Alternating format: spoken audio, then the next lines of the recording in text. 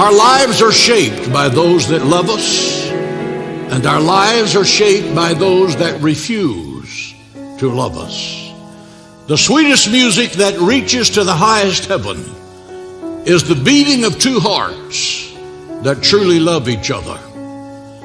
To love abundantly is to live abundantly, and to love forever is to live forever.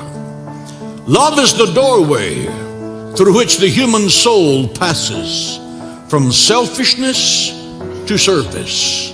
Love does that.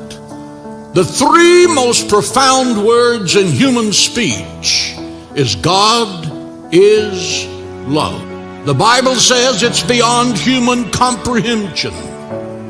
Love is more than the characteristic of God. God is love. He does not try to love you. He cannot help but love you because that's what he is.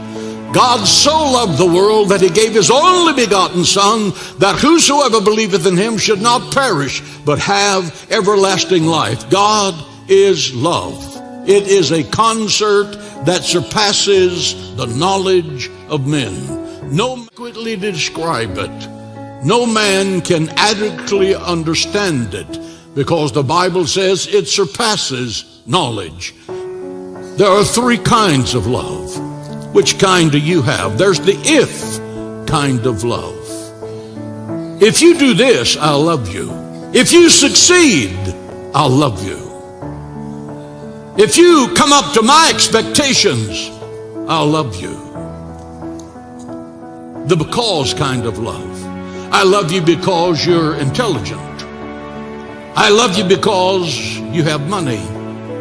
I love you because you're beautiful and you're handsome. And then there's the in spite of kind of love, God's love. I love you in spite of your failures. I love you in spite of your miserable past. I love you in spite of your weaknesses and your faults. God's love, I loved you, faults, failures, and all.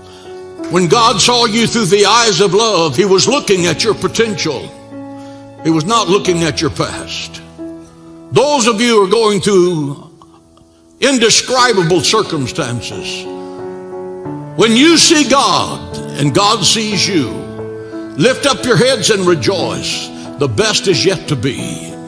Every battle you go through, every heartache you endure, every tear you shed makes the love of God richer and purer in your life. People will stop loving you. Husbands will abandon their wives, and wives will abandon their husbands without cause. Parents will abandon their children. Man's love will fail you, but the love of God will never fail you. God the Father loves you with an everlasting love. He will never give up on you. He will always be there when you call. He'll put his arms around you. He'll heal you in the darkest night. He will whisper, I am with you. Be bold, be strong. I will never leave you nor forsake you to the ends of the earth. But the mark of Christianity is being to love the unlovable. That's the love of God. And you can't do that unless the love of God is in you. Love is not what you say. Love is what you do. You're not living until you discover the love of God.